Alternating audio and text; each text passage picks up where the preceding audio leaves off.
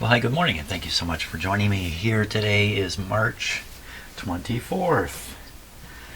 And before I start poking around with this radio to figure out what has happened to it, because it stopped working after I made a couple changes in it yesterday, I think we should take a look at the exploded capacitor from the other day.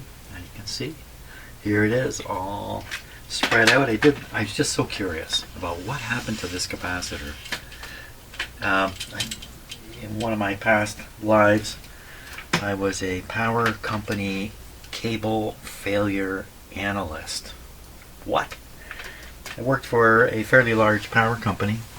It operated a couple thousand kilometers of underground lead sheath paper insulated cable that needed to be taken care of.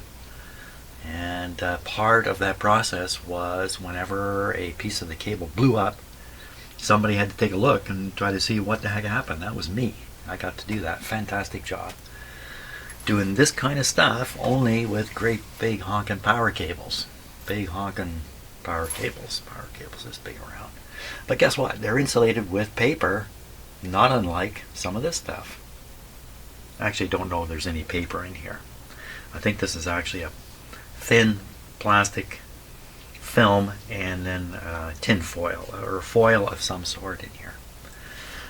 So what I expected to find was a burned up area, some missing metal and material, and maybe even some tracking marks, some dendritic marks on the paper. And we could look at it and kind of get a feel for the process of breakdown and failure. So here it is, all the paper. And what can you see on it? Well, when I started the cable failure analyzing thing, there is no book on that. There is no instructions on how to do it. I just started looking at pieces of blown cable. It took me about a year to start seeing a lot of patterns and started really figuring things out with power cables. About a year. I took photographs, I kept notes, everything. And then I won't go into this in detail, but utilizing some of the newest functions in a big computer, I was able to shuffle this data around and come up with patterns and other things. I won't go into that though. That's from a long time ago now. So what about this? So I see right away there's two colors on this paper. There's what looks like a nice clean version of it down here, kind of a goldy color, and then up here something has happened. I can see some browning coloring right in here. There's some gray in here. Something has happened along this edge. There's two pieces here because that's how long the paper actually was. In that little capacitor, there was this much stuff rolled up. Now you can see how the rolls get smaller and smaller and smaller as I undid them up until here. So this is not what I expected to find at all. Why? Couple of interesting questions. A lot of gas was produced coming out of the failing capacitor. If you remember seeing the video, the smoke, gas or whatever, just bursting out the sides of it under pressure for sure. Let's put the close-up camera on this. I don't want to give up right away. Let's take an even closer look at this. And I think the autofocus is on this camera, so I apologize now. Let's start right in this trouble area here.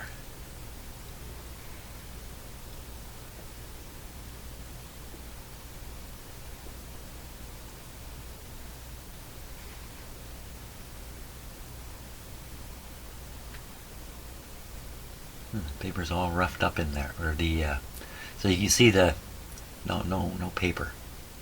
I believe it's not paper. Whoops! Come on, camera, don't do that. There's some burned area right there. That's darkened, carbonized area. It's in a, remember, this thing was rolled over on itself. There's a spot there. A blackened spot right up in here. So there's a little bit of carbonization going on. I don't see any tracks, any dendritic tracking. And of course there's another dark spot up there. So yeah, there is definitely something. And I bet you this kind of wraps onto this, and onto here. And you can definitely see a burning mark right in there. The gas was probably, you know, the material here that's missing now was probably vaporized. And that's probably the gas that we saw. Now, have you seen any videos of electric car batteries going up? You've probably seen some flaming videos of cars on fire, or maybe a bus or two, because it makes news. Let's look at the other side there. So we're going more and more inside here. Have you seen a video of a car battery releasing gas?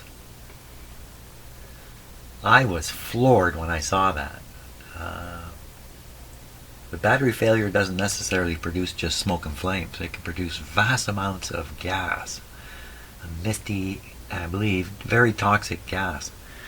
The volume coming out of that car battery that I saw was sufficient to fill an underground parking lot with gas within just seconds. Just seconds. You would have difficulty escaping the gas. So if you're in an underground parking lot and an electric car starts doing this, producing gas in the volumes that it produces, I mean, it just really, it's an explosion. Something like this, like what we saw with this capacitor, only quite a bit more. Okay, well, we're not really getting anywhere interesting here. Give it a go. There we go. Look at the amount of stuff packed in there.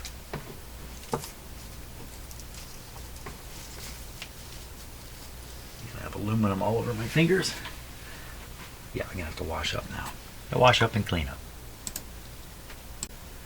I think the primary thing I learned from taking that capacitor apart was the name on it, mica mold, is bull crap. It says mica mold, and it's a paper. Well, maybe not paper, right? It might be some kind of plastic in there, but nevertheless, the same kind of thing. Not a mica. Not a mica. Okay, what happened to this radio? That's a good question. I happened to it. So my first assumption is I've booped something up. I've either soldered something incorrectly, or I'm going to take this out of here. I'm the guilty party. So I'm going to take some time and examine everything I did here and re-rationalize everything. And what is everything? Well, it's really just amounts to these two capacitors. I mean, how far wrong can you go? You can't go very far wrong. Well, of course it's me we're talking about. Okay, I think the key to the problem is the thing you're looking at right now. So this connection, which I can't really get my pencil in there too easily, this one here. This guy is the connection I attached the new capacitor to, and you can see the wire coming in the bottom left about 8 o'clock, 7 o'clock coming in.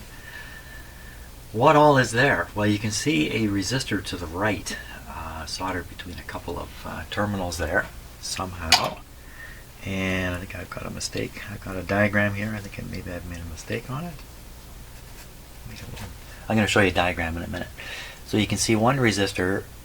There's another one in this picture, and I don't mean this big bulbous thing that's obvious over here. There's another resistor in this image. You can just see a tiny bit of it between the two pins, kind of beside. Again, I'm having trouble pointing here. Whoops. Maybe if I swing the camera around. There it is. Can you see it? The two of them. Oh my gosh. Now, where are they connecting? Underneath that big solder blob. Wow. I think what's happened is where the solder blob is, I've generated a short circuit when I soldered some components in there. How could you not? Oh my gosh. I'll show you the diagram here of that I believe matches what you're looking at there. So let's look at this. So this is the pin with the big blob of solder on it. This is the resistor you can barely see, and this is the one you can see fairly clearly, and then this is the bulbous one that's off to the side there. The mistake, I think I showed this resistor connected here to this terminal, but I think in fact it goes up to here. This resistor, you can't see again, I think it goes to this terminal. Now what I've done is I've soldered a bunch of stuff in here, and I've caught this wire in the solder. And I've soldered to this wire. So this is the cathode, this is the grid. If I did that, I'd be shorting the grid to the cathode, and we'd hear nothing. Wouldn't cause anything terrible to happen to the radio, but we just wouldn't hear anything. So I think this is the problem area. Now I got to come up with a way to deal with this because these resistors are jammed right in there. Should I be remaking this whole thing? Just cut everything out and remake it? Generally, no. The more you do, the more risk you take. I think I should probably, what I should do is remove this solder blob as much as possible, make everything visible in there, and then I think I can deal with it. So I'm gonna do that. After I drink a little coffee, and we'll use my solder sucker here, and we'll try to clean that terminal up and then see more of what's really in there. If I got it right, that's what I want to know. And what should I do? And is that really the problem? And where's my coffee? Okay, let's see how this goes.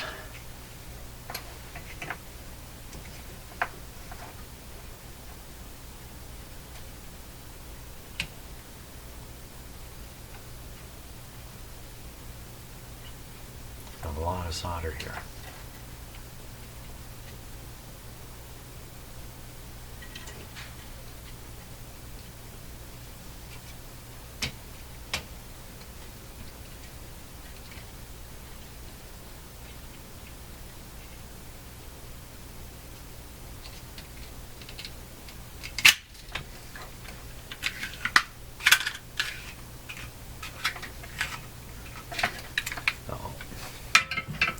Blocked my solder sucker.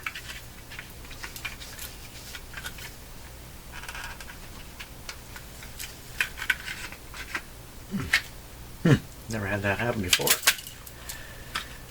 So what do you do then?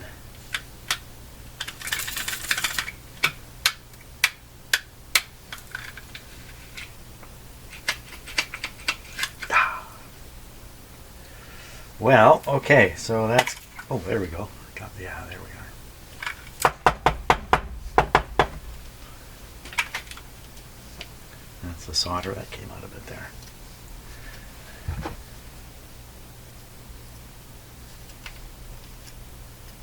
Okay, she's clear. She's clear, she's ready. Let's try it again. Oh, something more going on. Oh, what's that? Blopping out of it. Okay, now we've cleared the blockage. Back to what we're doing here. You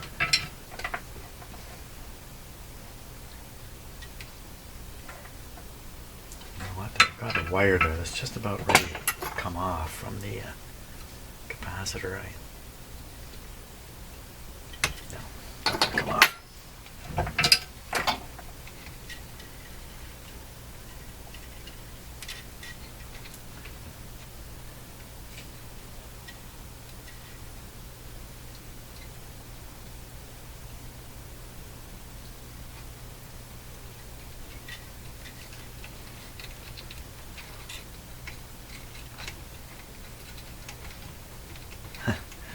Practically see the wire. I did it. Come on.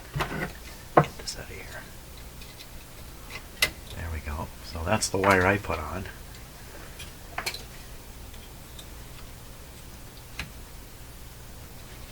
There's probably a loose wire from the component I cut away, and I left the lead wire here. Let's see if we can get that off.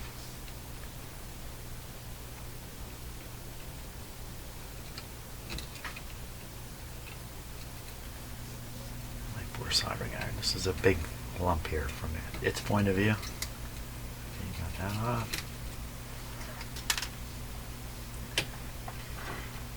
That's a lot neater. Let's take a closer look at that now. See what we got. Oh my gosh. Shoot. Okay, unfortunately I left the camera staring at my tabletop. Anyway, I've taken off a good deal of the solder here. I want to take a closer look at it now. See for sure what connections are going where and who's touching what and the like. So camera.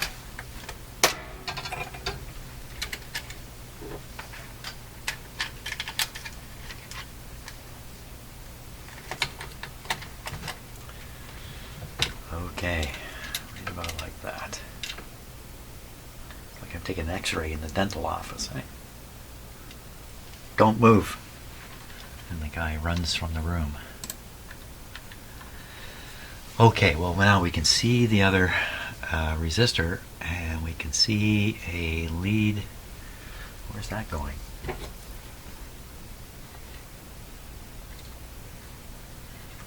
It's going down to the component of question down here, which I think is a capacitor, but I'm not absolutely sure. Now, what is going on? See, I saw this soldered lead here, and I thought it was just going over to the other terminal, and then I became reckless about soldering in here because I thought these two were tied together. But this is the cathode, and this is the grid. There's no way they're soldered together. So we look at the resistor here. Can I push it down? I can't move it. Look at all that. What's all this black junk here? What is all that? So that could be solder junk. I don't know what that is. So we can kind of see now the lead coming out of here is actually coming over to this terminal. And this is an old lead right here. We should pull that off. And then this other resistor, well, it's clearly tied to the grid. So you have one resistor on the grid and one resistor on the cathode. And they are looking ugly, and especially the cathode one. Now that would be this is the output tube. That's the cathode resistor there. This, I'm talking about this guy, this little guy here. Usually the cathode resistor is a higher wattage, but maybe this is the cathode resistor, and then this is the cathode bypass capacitor here.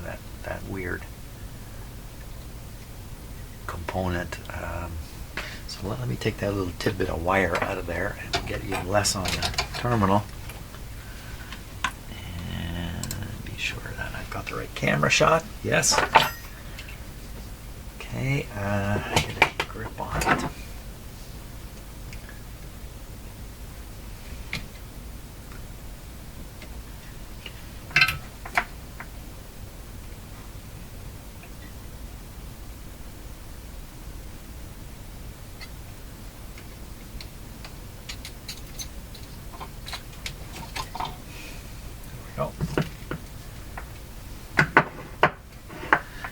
Down this far in this area, I've got the resistor that looks ugly. What was that? That was kind of an odd ding. I don't know what that was. You have this other thing which is tied right to the switch side of the switch, if I can say that, or the radio side of the switch, right here. That's a B minus thing, I believe. And we can verify that if we go to the power supply capacitors and look where the negative terminal is. It's here, and then there's a black wire running right over here. It's just all part of B minus. So we have a capacitor to B minus, apparently on the grid connection. It's got to be a capacitor, and it's got to be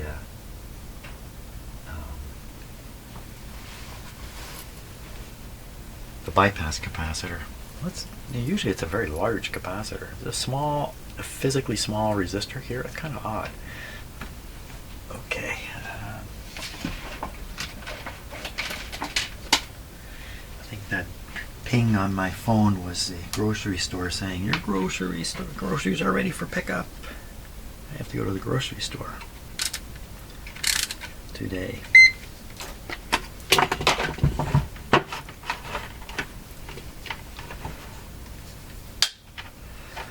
Okay, it was, so, and these are in the circuit, so the readings can be invalid. We would expect 470 on this reading. We're getting nothing.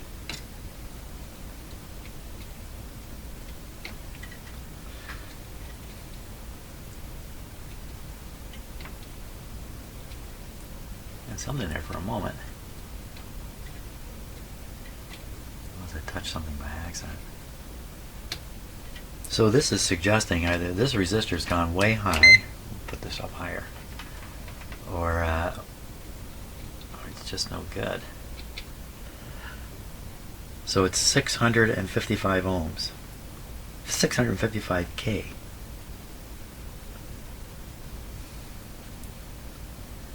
And it's supposed to be 470.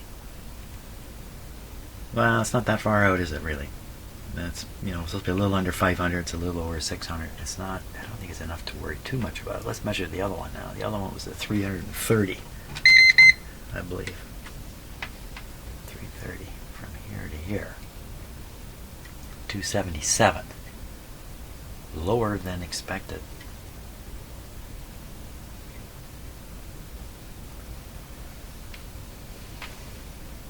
Try that again. Lower than expected. 277. I've seen too many numbers. I can't remember what the number was. Let me just take a peek here. The number there was supposed to be 130. 130. So this should be 130. Oh no, 277. It's gone way high. That's not good. So that's going to throw the bias off on this tube. So I think we need to replace that back one. This other one I'm not sure of yet. And this capacitor, I should replace it because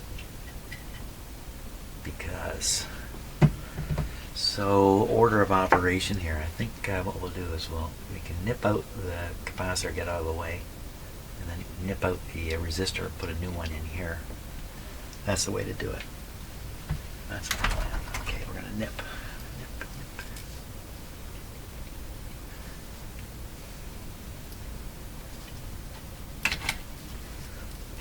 I'm going to tug this capacitor out of here. There we go. And we're going to want to nip out this resistor. So, looks like if I heat this up, I can pop it out of there. That might be the better way to go. Let me get a popping screwdriver. Is this too big?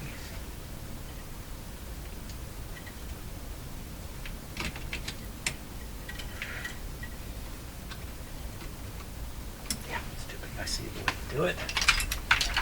Take this right up there and then kind of do something with it. You have to pull this resistor back. Okay, let's melt her off and get her out.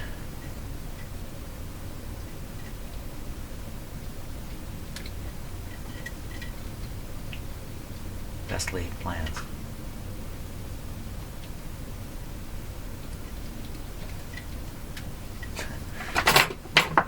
Didn't get anywhere there. I need something stronger than that little. Let's try this.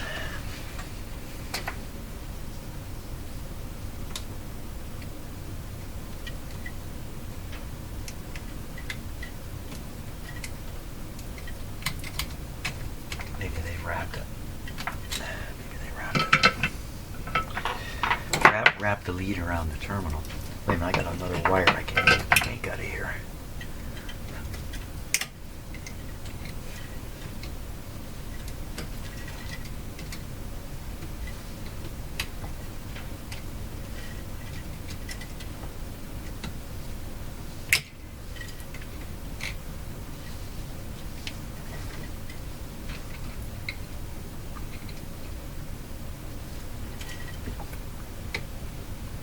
Just ripping it off the terminal, basically. There we are. Another chunk of wire off it. Getting back to the one in question. So I think I'm just going to nip it here.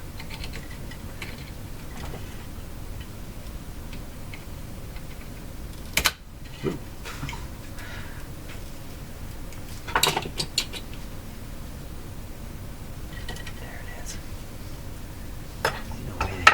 Jam these things right in there. That must have been the radio builder's proudest moment here. He did this.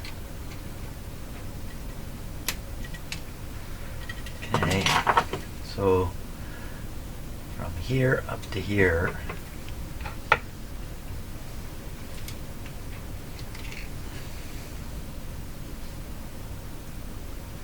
that little guy. Hard to believe that's a bypass, because it's like minimal wattage, but it's definitely black, brown, black. Black, brown. It shouldn't be black. But it certainly is a low value resistor, no question about that. Okay, I'm right here. I might as well take the other guy out of there too. Get him out.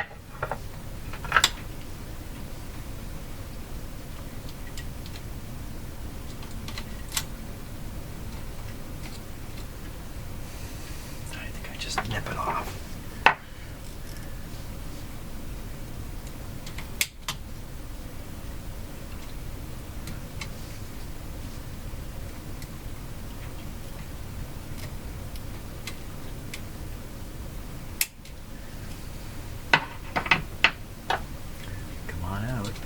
You're free. If I want to go. Want to leave home. There he is. Okay, those two little resistors. This capacitor. Let's put a test on the capacitor while it's hanging there. Kind of an unusual looking capacitor. I can't say I've seen one that looks exactly like this one. With just with one connection open, then it's just like the device is right out of the radio. We'll see what it says here. 350 picofarads, and the loss is nothing. 350 picofarads would be, I have to think hard now, 0.0003. Isn't that what that would be? Pretty darn small. 350 picofarad. And I think that's exactly what it's supposed to be. I'm looking on the schematic, 330. Nothing wrong with that capacitor. Well, I've gone and cut it out. Well, I haven't cut it right out, have I? I could stick it back in. But now it's time to stop and think a little bit before taking action to install two resistors. I guess I'll have to replace this now. Not a big deal. Very good. Okay. Break time has come here. Okay, groceries are ready for pickup. So I'm going to replace this capacitor. This is the replacement for 330 picofarad.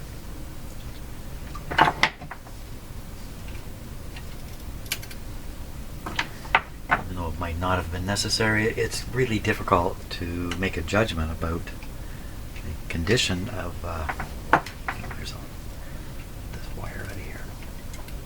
the condition of some of the parts here without removing them from the radio. In some cases you can test the part in the radio and the test is reliable. In other cases, no, you really can't do that. I need some cover in here.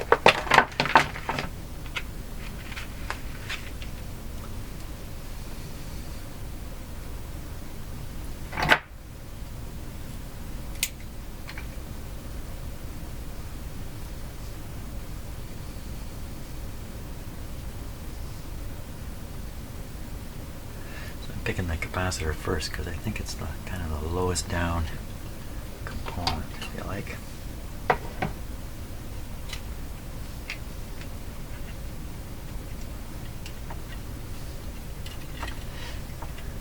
So I'm doing this on the assumption that I had generated a short circuit. Can't say I really saw it directly, but you know, what else could it be? Oh, this came on. Okay, I'm going to start over. Well, I'm not going to do this on camera because it's going to fiddle around for quite a while to get it done. So I'm going to put in the parts, and besides, the grocery store's waiting for me now. I got to go. Groceries. Top priority. Okay, first part back in. That's the capacitor here. Looks good. Okay, now I got to go and pick up some groceries. I had to dig around a lot of resistors here. 130 is an odd number, so it really should be 150 or 120. 130 is an odd number. I don't have any 130s. So we could go 120 or 150, go a little low, go a little higher. Probably a little higher is a little better. So probably 150. If you can't do 130, 150 is probably a better place to go. So I have these, which are higher wattage, or these, which are lower wattage. This is a half watt here. It actually says half right on that package. And here's what was in there.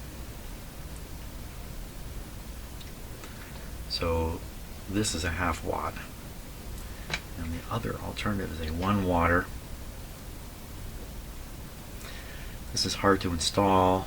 It's easier to install. You know, the original one was installed right up against the tube socket where it's going to get overheated, heated by the tube socket. You know, I could install this just off the socket slightly, and if this one hung in, this one will hang in too for many years. So I think that's what I'll do. I think I'm going to go with the smaller size, smaller wattage. Okay, I gotta clean up here. I really had to dig into my resistor stock, but not to the bottom of it. Okay, I think all the parts are in. So we have, I'm going to shake them to make sure they're soldered.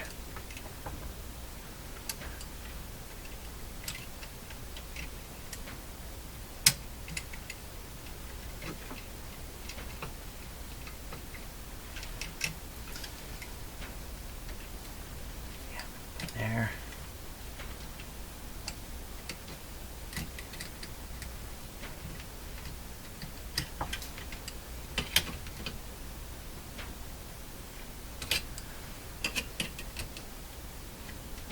Okay, any short circuits in here? So if there was a short here before, that's my assumption, it's cleared. So I still did jam these resistors right in here. This terminal is spare on this tube, and it's used as a ground connection, or connection to B minus is what I really should say. Okay, I think everything is in here. Time to test the radio, but first, coffee. Yeah. Okay, I think it's time for a test here. So the fact is, I may have just compounded the problems here by making mistakes. I don't think I made a mistake. Honestly, teacher, I didn't think it was a mistake. We'll see what happens. Okay, so I have the outdoor antenna feeding this loop, which is just laying loose and near the antenna of the radio. To help it out, okay, so that would be on with low volume. We'll put it about mid volume here. No reason to think it's tuned to a particular station, but it may be still from the last time. Okay, we'll get an eye on the dim bulbs. I've got 2 of them in now. I've got 2 of them in. I think that's okay.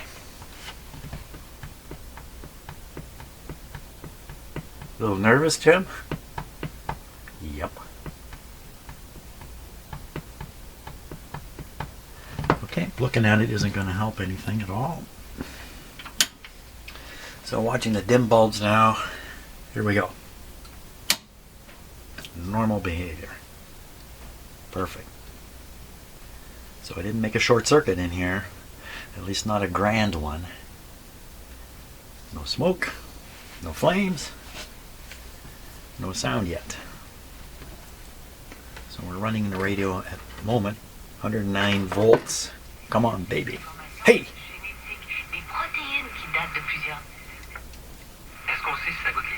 Ooh. My God, it's changed from English to French. Quickly, take the capacitor. Maybe I put a capacitor in backwards and it's turned the radio into a French radio. Yeah, I'm not suggesting French people are backwards. Don't want anybody. That's beautiful. Let's take the boosting loop out.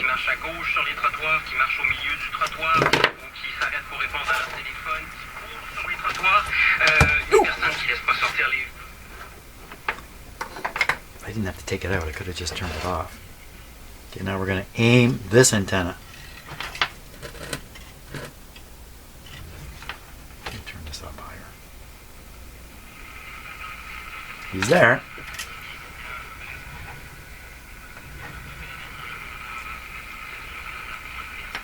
It's probably still getting it from the loop here. No.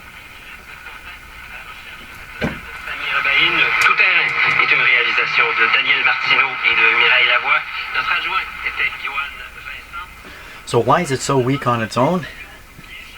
Could still be alignment problems in the radio. And we still have some more bigger capacitors here, but none of these are going to affect its operation, I don't think. I don't know for sure. You've got to do these two. This one's carrying the audio. We can certainly hear the audio fine. Although this could reduce the overall volume a little bit still. Well, the good news is I've changed a few capacitors and managed to get it to work. That's what the bottom line is. So that's it for today. Au revoir. And au revoir to you too. Thank you very much for watching. And I've been negligent. I have not thanked people for clicking the like button or for sending me a super thanks. I really appreciate that. So great. Tomorrow we'll deal with these bigger capacitors. Don't touch that one, Jim. And then the radio's ready to be aligned. We'll probably get all that done tomorrow. Might not even get finished completely tomorrow. Thanks a lot for watching. See ya.